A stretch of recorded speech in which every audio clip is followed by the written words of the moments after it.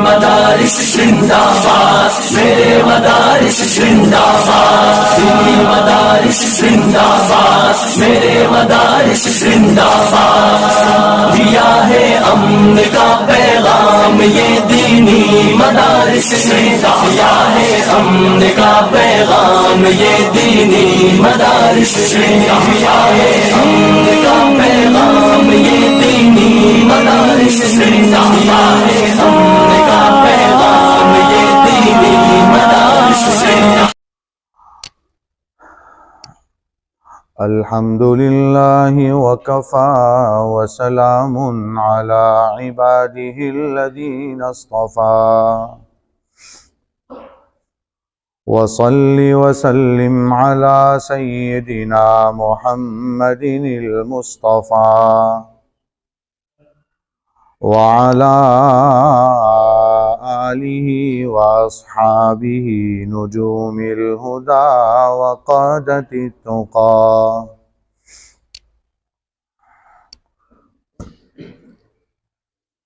अम्मा बाद, अऊज़ु बिल्लाहि मिनश शैतानिर रजीम, बिस्मिल्लाहिर रहमानिर रहीम।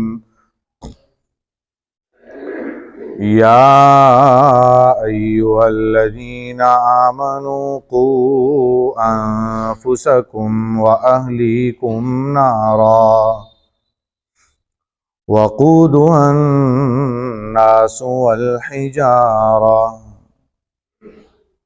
सदक़ल्लाहुल अज़ीम। एक बार दुरूद पाक पढ़ लें। अल्लाहुम्मा सल्लि अला सय्यिदिना मुहम्मदिन व अला आलि सय्यिदिना मुहम्मदिन व अस्हाबिहि व अज़वाजिहि व बारिक व सल्लिम।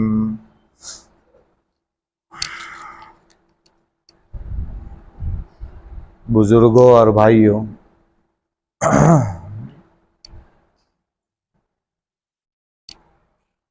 अल्लाह तबारक व तआला ने हर मखलूक में दो मादे रखे हैं, एक अच्छाई का और एक बुराई का। दो चार मखलूक़ात ऐसी होगी कि जिसके अंदर ये दोनों मादे ना हो, वरना हर मखलूक में अच्छाई भी होती है, बुराई भी होती है। ऐसे ही इंसान के अंदर भी अच्छाई भी होती है, बुराई भी होती है। मखलूक़ात में अगर गौर व फिक्र करें तो पता चलता है कि पानी को उठाएं, पानी अगर लिमिट से पीते हैं तो ये अच्छा है, लेकिन यही पानी अगर लिमिट से ज़्यादा पी लेते हैं तो ये फेफड़े में चला जाएगा, नुकसान कर सकता है। खाना ये अल्लाह की नेमत है, रिस्क, लेकिन लिमिट से खाएंगे तो फायदामंद है, और अगर लिमिट से ज़्यादा हो जाएगा तो यही खाना उसके लिए नुकसानदेह बन सकता है। ऐसी आप कोई भी मखलूक उठाएंगे तो आपको ये अंदाज आएगा कि इसमें ये फ़ायदा है, ये नुकसान है। बिल्कुल इसी तरीके से अल्लाह ताला ने इंसान में भी दो सलाहियतें रखी है। इंसान अच्छा बनना चाहे तो अच्छा भी बन सकता है, और बुरा बनना चाहे तो बुरा भी बन सकता है। जरा गौर व फिक्र करें आप। दूसरा अल्लाह का कानून ये है कि अच्छाई और बुराई में से कोई एक चीज ऐसी होती है जो पहले से होती है, कोई एक चीज ऐसी होती है उसको लाने के लिए मेहनत करनी पड़ती है। पानी है मिसाल के तौर पर, ये फितरतन पाक है। कोई भी पानी आप उठाएंगे तो कुदरती तौर पर पाक होता है, लेकिन अगर उसी पानी में गंदगी डाल देंगे तो वो पानी नापाक भी हो सकता है। तो मालूम हुआ अच्छाई पहले से थी, और बुराई को लाने के लिए एक मेहनत करनी पड़ती है तो बुरा होता है वो। बिल्कुल इसी तरीके से पाखाना वैसे ही नापाक चीज है। ये फितरी तौर पर, जाती तौर पर नापाक है। अब अगर कोई कहे कि ये पाक हो जाएगा, उसके ऊपर 7 समंदर का पानी भी डाल दो, लेकिन पाखाना ऐसा है अगर, तो वो पाखाना ही है, वो नापाक ही रहेगा। हाँ, उसकी हालत बदल गई, उसका रंग बदल गया, उसका मजा बदल गया, वो एक अलग चीज है। बिल्कुल मेरे भाइयों, इसी तरीके से इंसान के बुरा बनने के लिए कोई मेहनत नहीं है। हाँ, अच्छा बनने के लिए मेहनत करनी पड़ती है। अंदाज लगाएं, आपको अंदाजा आएगा, आपको पता चलेगा कि इंसान बुरा होता है कि अच्छा होता है। आप गौर कीजिए, कुरान करीम की एक आयत है,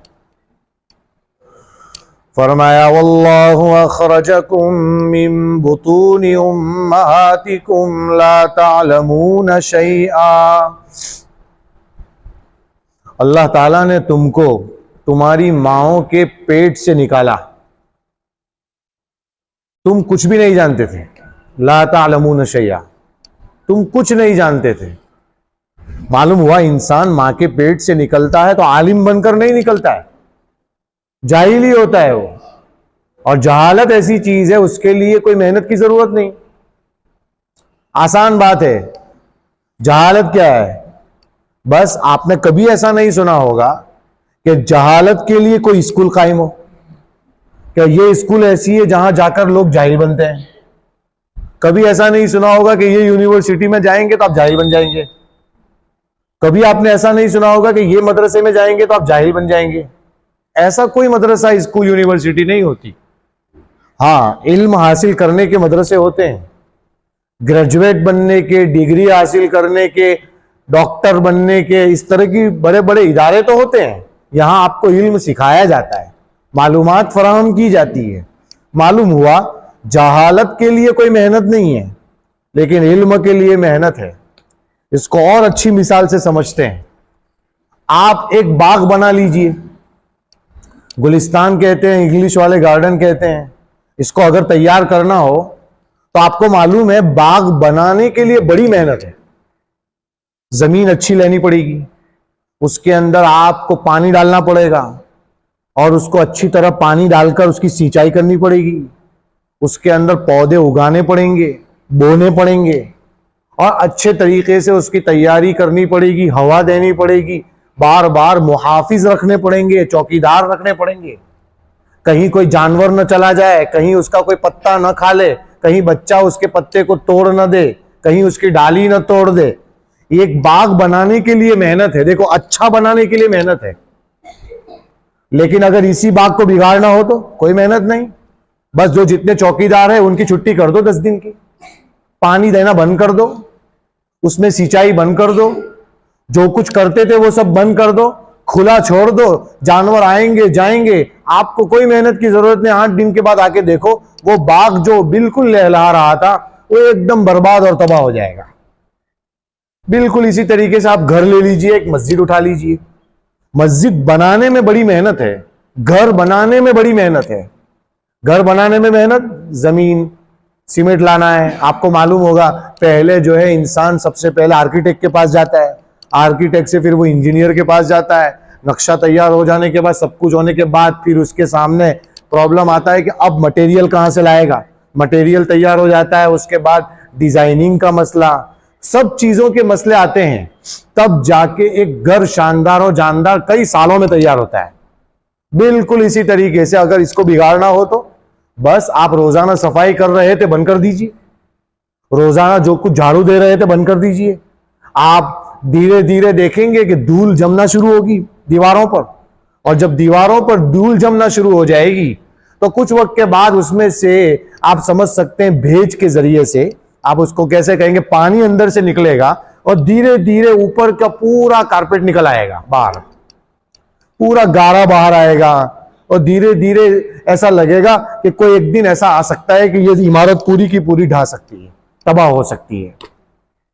मेरे भाइयों, ये पूरी बात का खुलासा ये है कि अल्लाह का कानून ये है कि कुछ चीजें अल्लाह ने किसी में ये रखी होती है कि वो फितरी तौर पर उसमें होती है, लेकिन कुछ चीजें ऐसी होती है कि उसको हासिल करने के लिए मेहनत करनी पड़ती है।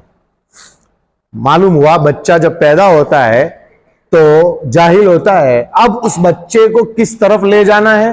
तो हदीस में तो आता है कि इंसान जब पैदा होता है ना, वो फितरत इस्लाम पर पैदा होता है। फिर उसके वालिदैन उसे यहूदी बनाते हैं, नसरानी बनाते हैं, मजूसी बनाते हैं, ये उसके वालिदैन बना देते हैं। वरना बच्चा जब पैदा होता है तो उसको जिस तरफ मोड़ दो उस तरफ मुड़ जाएगा। अगर उसको मुसलमान बनाना चाहे तो मुसलमान बना सकते हैं, यहूदी बनाना चाहे तो यहूदी बना देंगे, ईसाई बनाना चाहे तो ईसाई बना देंगे, मजूसी बनाना चाहे तो मजूसी बना देंगे, कोई मुश्किल नहीं है। तो पैदा होता है तब तो जाहिल था, लेकिन उसके बाद धीरे धीरे माँ बाप का उसके साथ जो सोहबत, माँ बाप की और उसका जो असर पड़ता है, उसकी वजह से बच्चा धीरे धीरे जो बनना चाहता है वो बन सकता है। मेरे भाइयों, जब हम दुनिया में आए थे हम भी ऐसे ही थे, लेकिन फिर हमारे साथ क्या हुआ? कोई 5 साल का है, कोई 10 साल का है, कोई 15 साल का है, कोई 20 साल का है, कोई 25 साल का है, कोई 30 साल का है, कोई यहाँ 40-50 साल, 60-70 साल के भी हैं। इतने साल के यहाँ है। हमें यह सोचना है कि मैं अच्छा हूं या बुरा हूं। बुरा बनने के लिए कोई मेहनत नहीं है, मैंने अभी कहा आपको, कोई मेहनत नहीं है। अच्छा बनने के लिए मेहनत है, बुरा बनने के लिए कोई मेहनत नहीं है। नमाज पढ़ना छोड़ दो, बुरे हैं आप, कोई मेहनत है उसमें? कुछ नहीं है। आप रोजा रखते थे, छोड़ दो, बुरे हैं। ज़कात देते थे, छोड़ दो, बुरे हैं। आपके ऊपर हज फर्ज हुआ है, नहीं अदा करो, बुरे हैं। आप फिल्में देखने के लिए चले जाओ दिल की सुकून के लिए, बुरे हैं। मोबाइल पे ऊपर गंदी गंदी चीजें देखो, बुरे हैं। बुरा बनने के लिए कोई मेहनत नहीं है। हाँ, अच्छा बनने के लिए बड़ी मेहनत करनी पड़ती है। एक इंसान कितनी मेहनतों के बाद अच्छा बनता है। मालूम हुआ कि हर इंसान को पहले खुद अच्छा बनना पड़ेगा। जब खुद अच्छा बनेगा तो फिर उसकी औलाद अच्छी बनेगी। पहले जमाने में क्या हुआ करता था? पहले जमाने में ऐसा हुआ करता था कि माएं अच्छी थी तो बच्चे बड़े अच्छे होते थे। हम लोग बोलते हैं ना, ख्वाजा मोइनुद्दीन चिश्ती अजमेरी का नाम, बहुत बड़े आदमी हैं, बहुत बड़े अल्लाह वाले हैं, बड़े हैं, लेकिन उनके पीछे क्या है? उनकी मां का असर है कि 90 लाख लोग कहते हैं कि उनके हाथ पर ईमान लाए, तो ऐसे ले आए। उन्होंने घर आकर कहा कि मेरे हाथ पर इतने इतने लाखों लोगों ने ईमान कबूल किया, तो उनकी वालिदा ने कहा मेरा हिस्सा था उसमें बेटा। कहा अम्मी जान, मेरे हाथ पर ईमान कबूल किया और आपका हिस्सा कैसे? तो फिर जवाब दिया गया कि बेटा, तुझे बचपन में जब दूध पिलाया था कभी बगैर वुजू के नहीं पिलाया था, तो उसका असर यह हुआ कि अल्लाह ताला ने तुझे इस मकाम पर पहुंचाया। चाहे फिर वो कुतुबुद्दीन बख्तियार काकी हो कि 15 साल की उम्र में 20 दिन लगातार नबी करीम सल्लल्लाहु अलैहि वसल्लम का दीदार करते हैं ख्वाब में, लगातार 20 दिन सिर्फ 15 साल की उम्र में। मालूम हुआ इतनी कम उम्री में भी सरकार की जियारत हो रही है, तब मां की तरबियत कैसी होगी? फरमाया बेटा, जब जब तुझे खाना खिलाया ना, तो उस वक्त हर खाने के ऊपर 100 मरतबा दुरूद पढ़ के दम करके तुझे खिलाया है। तो आज अल्लाह ताला ने तुझे इस मकाम पर पहुंचाया। माएं अच्छी थी। अब जब मां दूध पिला रही है, फिल्म देख रही है, बच्चा गाने वाला बनेगा। मां दूध पर पिला रही है, सीरियल देख रही है, बच्चा सीरियल वाला बनेगा, एंकर बनेगा, एक्टर बनेगा, हीरो बनेगा। वो क्यों बनेगा? इसलिए कि मां ने दूध पिलाते वक्त यह असर डाला था। कहते हैं कि दूध पिलाने की उम्र, बचपन की उम्र, हमल की उम्र, जब मां 9 महीने अपने पेट में रखती है उसे, उस वक्त की उम्र का भी बड़ा असर होता है कि मां कौन से अमाल करती है उस वक्त। इसीलिए उलमा फरमाते हैं हमल ठहर जाने के बाद मां को 5 वक्त की नमाज पाबंदी से पढ़नी चाहिए, दुरूद पढ़ते रहना चाहिए, कुरान की तिलावत करते रहनी चाहिए, ताकि बच्चे के ऊपर उसका असर हो। क्योंकि बच्चा अंदर है, 4 महीने के बाद तो जान डाल दी जाती है, नाफ के जरिए से उसे ग़िज़ा पहुंचती है। ये सब अल्लाह का निजाम है। बच्चा अंदर है, वो असर लेता है। शेख ज़करिया रहमतुल्लाह अलैह का नाम कौन नहीं जानता? फ़ज़ाइल आमाल इतनी मशहूर किताब। उनके वालिद थे मौलाना यहिया साहब रहमतुल्लाह अलैह। शेख फरमाया करते थे कि मेरी दादी साहिबा इतनी नेक थी कि मेरे अब्बा जान को जब बचपन में दूध पिलाया था, इस तरीके से दूध पिलाया था कि जब मेरे वालिद ने दूध छोड़ा 2 साल की उम्र में, तब मेरे वालिद के 6 रुकू कुरान के हिफ्ज थे। 2 साल की उम्र में कुरान के 6 रुकू हिफ्ज हो गए थे। क्यों? इसलिए कि उनकी दादी, शेख की दादी जो है, अपने बच्चे मौलाना यहिया साहब को दूध पिलाते हुए इतना कुरान पढ़ती थी, इतना कुरान पढ़ती थी कि बच्चे ने वो 6 रुकू कुरान हिफ्ज कर लिया। आप अंदाज लगाएं कैसे लोग थे, कैसी तरबियत हुआ करती थी, किस तरीके से होता था। आजकल मेरे भाइयों जहां चले जाओ, जिस इलाके में चले जाओ, उस इलाके का हाल यह है कि वहां बच्चों की तरबियत की तरफ कोई तवज्जो नहीं। हमने ऐसा सुन रखा है, सुनते भी हैं, अक्सर लोगों के हालात हम पढ़ते हैं, देखते हैं और इलाकों में घूमते हैं तो ये पता चलता है कि यहां जो है बच्चों की तरबियत की तरफ माँ बाप की तवज्जो बहुत कम है। नहीं मेरे भाइयों, ऐसा नहीं होना चाहिए। ये कुल्लुकुम राइन व कुल्लुकुम मस्ऊलुन अन रइयती, तुम में से हर एक निगरान है और हर एक से अपनी जिम्मेदारी के मुतालिक सवाल किया जाएगा। कहां सवाल किया जाएगा? अल्लाह के यहां। आप मस्जिद के मुतवल्ली हैं तो मुतवल्ली से मस्जिद के बारे में सवाल किया जाएगा। आप स्कूल के प्रिंसिपल हैं तो स्कूल के मुतालिक सवाल किया जाएगा। मदरसे के जिम्मेदार हैं तो मदरसे के मुतालिक सवाल किया जाएगा। आप बच्चों को पढ़ा रहे हैं तो उस्ताद को अपने बच्चों के बारे में सवाल किया जाएगा कि ये अमानत में खयानत तो नहीं हो रही है। इसलिए कि कई माओं ने अपने जिगर के टुकड़ों को आपके हवाले कर दिया है, और जब हवाले कर दिया है तो आप उनके साथ कैसा सलूक करते हैं, उनको आप क्या सिखा रहे हैं, किस तरीके से काम कर रहे हैं, इसका अल्लाह के यहां जवाब देना पड़ेगा। और अगर जवाब नहीं दे पाए तो अल्लाह के यहां पूछ होगी, उस पर पकड़ भी होगी। इसलिए मेरे भाइयों हर एक से अल्लाह के यहां सवाल होने वाला है। जब हर एक से अल्लाह के यहां सवाल होने वाला है तो फिर माँ बाप से अपनी औलाद के बारे में सवाल किया जाएगा। आपने अपनी बच्चों के साथ क्या सलूक किया, आपने अपने बच्चों को क्या सिखाया, क्या बताया। मेरे भाइयों 50 साल की उम्र हो जाती है, बैतुल खला में जाने की दुआ नहीं आती। 50 साल की उम्र हो जाती है, मस्जिद में दाखिल होने की दुआ नहीं आती कि उस वक्त कौन सी दुआ पढ़ी जाए। इस मजहब इस्लाम में इतनी अच्छी अच्छी दुआएं अल्लाह के रसूल ने बताई है कि अगर कोई इंसान इसका एहतमाम कर ले कभी भी दर दर की ठोकर नहीं खाएगा, कभी परेशान नहीं होगा। अल्लामा अनवर शाह कश्मीरी फरमाते हैं कि इतनी अच्छी दुआएं हैं और इतनी जामे दुआएं हैं, सिर्फ उस पर अमल ही करना है। अमल करने से उसकी जिंदगी में पाकीज़गी आएगी, बरकतें आएगी। मिसाल के तौर पर आप देखिए बैतुल खला में जाते वक्त उल्टे पैर से दाखिल होने को कहा। साइंटिस्ट अब कहते हैं कि बैतुल खला में जाएंगे आप तो उल्टे पैर से जैसे ही दाखिल होंगे, अगर बर वक्त आपको अटैक आ जाए तो उल्टे पैर से दाखिल होना सुन्नत है। अगर आप अटैक आएगा तो आप पीछे गिरेंगे, यानी बैतुल खला में आपकी मौत नहीं आएगी। ये साइंटिस्ट आज कहते हैं, 1400 साल पहले सरकार की ये सुन्नत बता चुके हैं सरकार। अब आप बाहर निकलेंगे तो सीधे पैर से निकलने को सुन्नत बताया, यानी दाहिने पैर से बाहर निकलना है।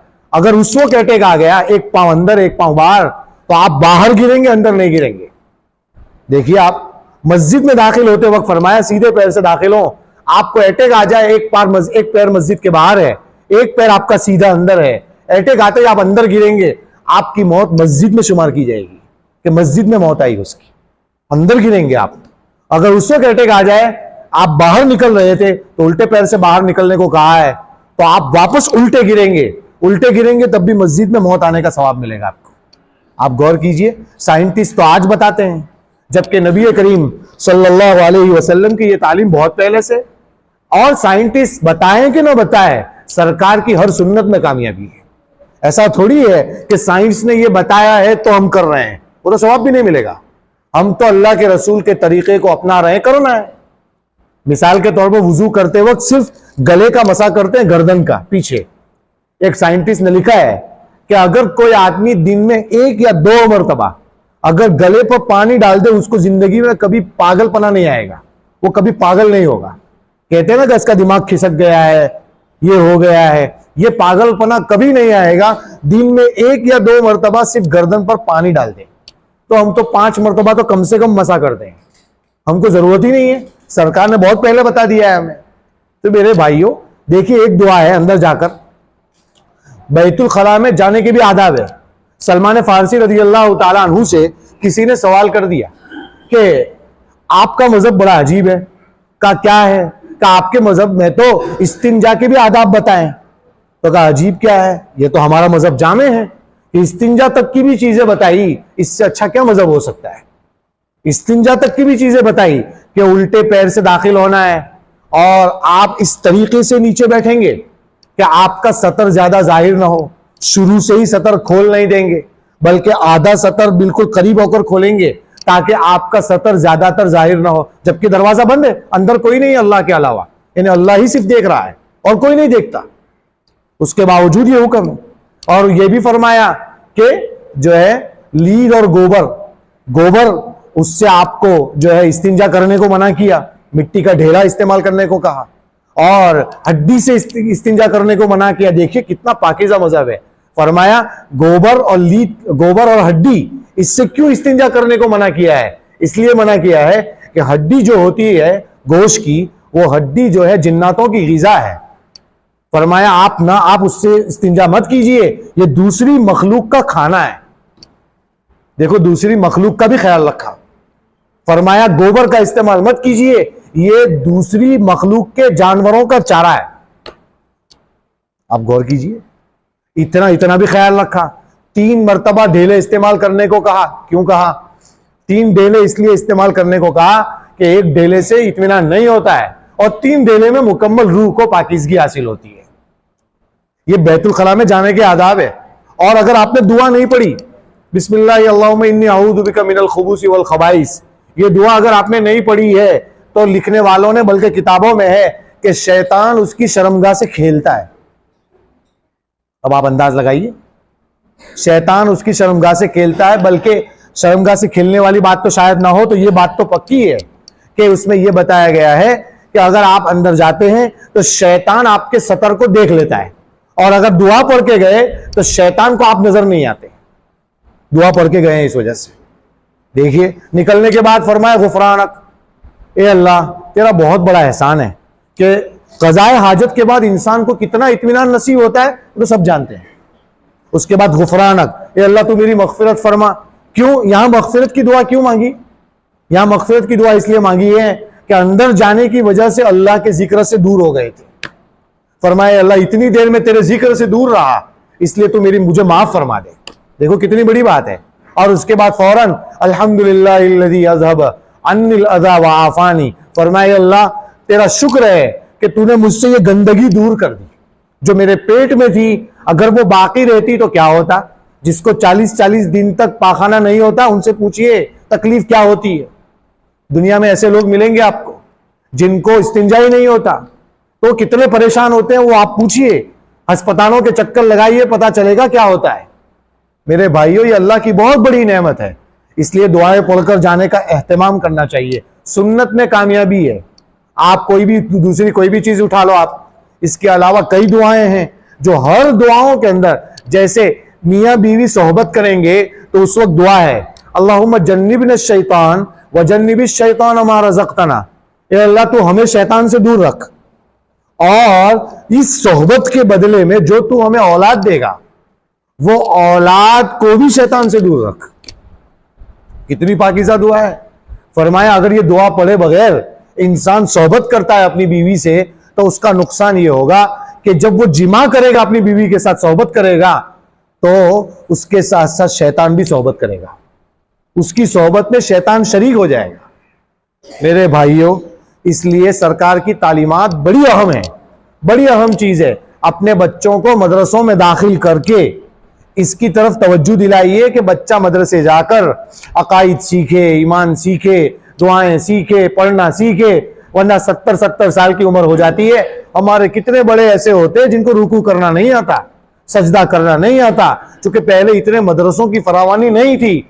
अपने बच्चों को भेजने का मौका है, उनके जरिए से आप भी अपनी जिंदगी सुधार सकते हैं। बच्चा कुछ सीख जाएगा तो बाप भी घर में आकर सीख लेगा कि बेटा आज तूने क्या सीखा, मुझे भी सिखा दे। तुझे तेरे उस्ताद ने आज क्या बताया, मुझे भी बता दे। आजकल लोग, इसलिए मैं ये कहना चाह रहा था कि अपने बच्चों की फिक्र कीजिए।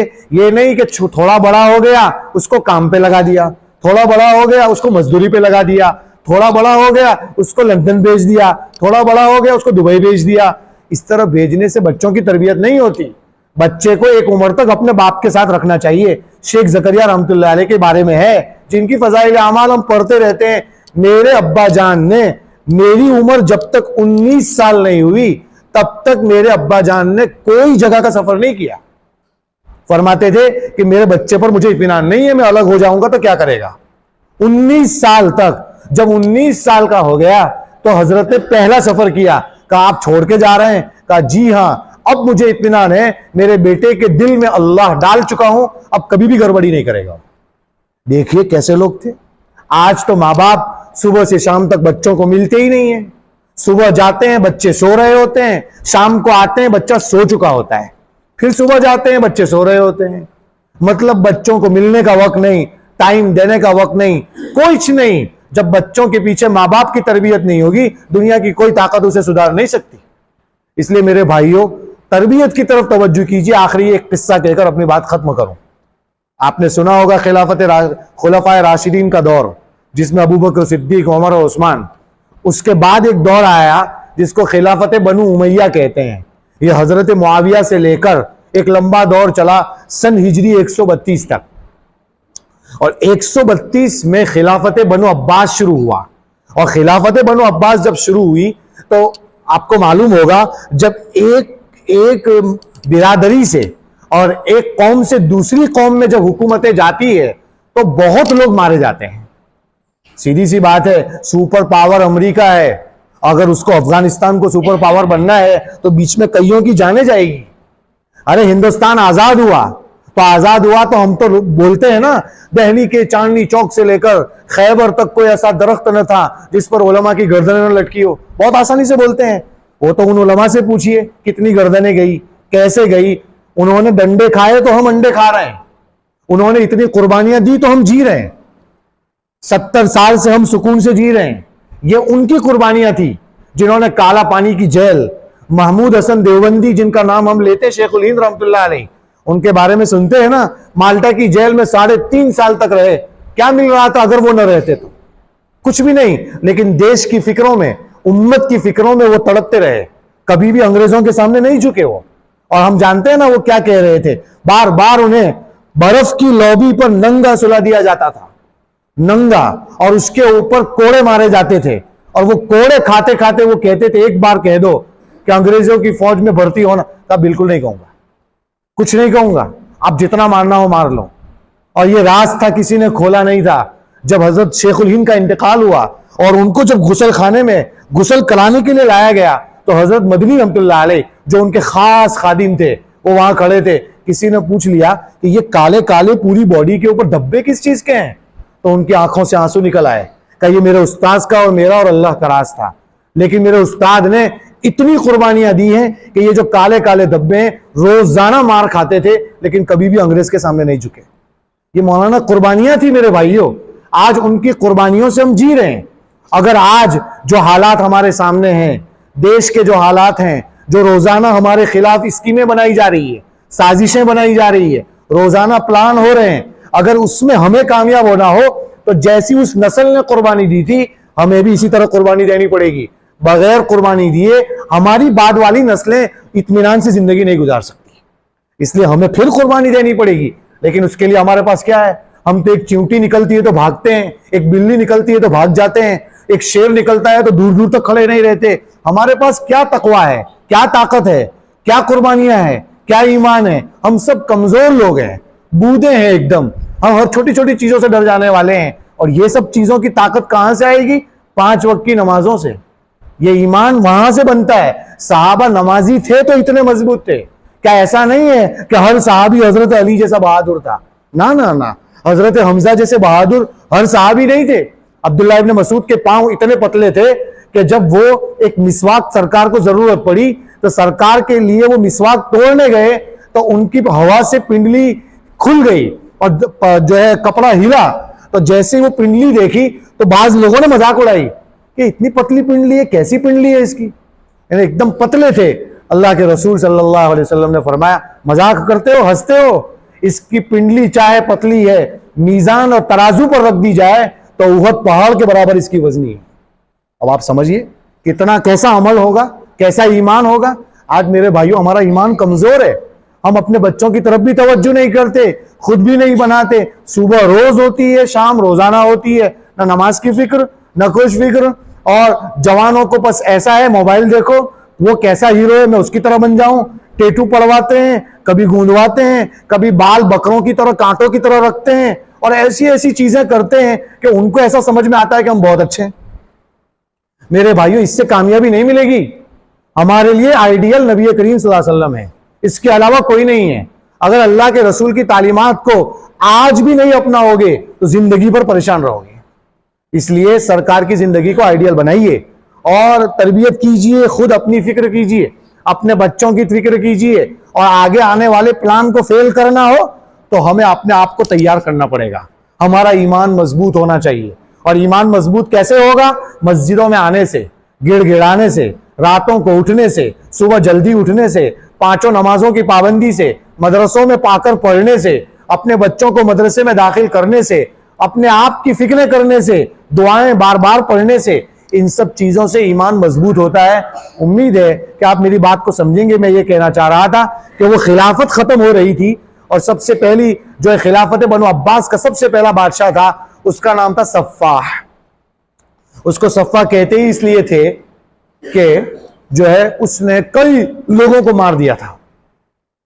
अब आप जानते हैं बनु उमैया के लोग चूंकि उनसे हुकूमत जा चुकी थी, बनु अब्बास में आ रही थी, तो पहले बादशाह ने यह काम किया कि अब इनके लोग रहेंगे तो हमारे खिलाफ दोबारा हरकत आ सकती है, मूवमेंट खड़ी हो सकती है, रैली निकल सकती है, कोई भाग दौड़ हो सकती है, रोड पर लोग आ सकते हैं। कहा कि एक काम करो, जो उनके दोस्त हैं उनको खत्म कर दो। तो उनको खत्म करवा दिया गया और जो खिलाफत बनु उमैया के खानदान के जो लोग थे उन सबको जेल में डाल दिया। अब कोई रहा नहीं, दोस्त को खत्म कर दिया गया और जो खानदान वाले जिनसे हुकूमत छीनी गई है उन सबको कहां डाल दिया? जेल में डाल दिया। अब फिर जब सब मर गए उनके दोस्त, अब उनको लगा कि अब कोई हरकत आने वाली नहीं है, कोई हरकत होने वाली नहीं है, कोई मूवमेंट नहीं होगी, कोई तहरीक नहीं चलेगी। कहा अब निकालो इनको जेल में से। जेल में से निकले कई सालों के बाद उनसे सवाल किया गया, असल ये बात बतानी है, उनसे सवाल किया गया आप जेल में इतने सालों के बाद निकले, जरा ये बताइए कोई अफसोस है आपको? यानी इतने साल रहे, आपको क्या चीज का अफसोस है? तो कहा मुझे हमें कोई चीज का अफसोस नहीं है, सिर्फ एक चीज का अफसोस है, इतने साल तक हम अपने बच्चों की तरबियत नहीं कर पाए। तो देखिए, जेल में जाने की वजह से अपने बच्चों की तरबियत नहीं कर पाए। हमारे पास तो बच्चे मौजूद, सब कुछ मौजूद, लेकिन तरबियत की कोई फिक्र नहीं, खुद भी अच्छा नहीं बनते। बाप ही दाढ़ी कटवाता होगा, बच्चा दाढ़ी कटवाएगा। बाप ही बाल उल्टे सीधे रखता होगा, बच्चा भी रखेगा। बाप उल्टे सीधे गेम देखता हो, खेलता होगा, बच्चा खेलेगा। बाप फिल्में देखता होगा, बच्चा भी देखेगा। बाप उल्टी सीधी हरकतें करता होगा, बच्चा करेगा। माँ जैसी होगी वैसा बच्चा होगा, जैसा बाप होगा वैसा बेटा होगा। इसकी तरफ तवज्जो कीजिए। आज की मेरी पूरी बात का पैगाम, कुरान की आयत पढ़ी थी, या अय्युहल्लज़ीना आमनू कू अनफुसकुम, यह आयत पढ़ी थी मैंने, ए ईमान वालों, आप अपने आप को भी बचाओ और अपने घर वालों को भी बचाओ। किससे? आग से। कू अनफुसकुम व अहलीकुम नारा, पहले अपने घर से शुरू करो। भाई, दाई की बात उस वक्त असर करती है जब अपने घर से शुरू हो, वरना होगा क्या? खुद नमाज नहीं पढ़ता तो लोग कहेंगे पहले तू पढ़, फिर मुझे कहने आना। लेकिन इसका यह मतलब नहीं है कि कोई अमल आप नहीं करते तो दावत भी नहीं दे सकते। दावत दे सकते हैं इस नीयत से कि अल्लाह कहते कहते मेरे अंदर भी आ जाए। बहरहाल, इस आग से अपने आप को भी बचाना है, अपने घर वालों को भी बचाना है। उम्मीद है कि आप इन बातों पर अमल करेंगे, अपने बच्चों की तरबियत फरमाएंगे, खुद भी फिक्र करेंगे और अपने औलाद की तरबियत की कोशिश करेंगे। अपने बच्चों को मदरसे में भेजेंगे, ट्राई करेंगे, मस्जिद वाला माहौल अच्छा बनाएंगे, मस्जिदों को आबाद करने की फिक्र करेंगे, तो इंशाअल्लाह जिंदगी में फिर निखार आएगा। अल्लाह ताला हमें अमल करने की तौफीक अता फरमाए। आमीन। व आखिर दावाना अनिल हम्दुलिल्लाहि रब्बिल आलमीन।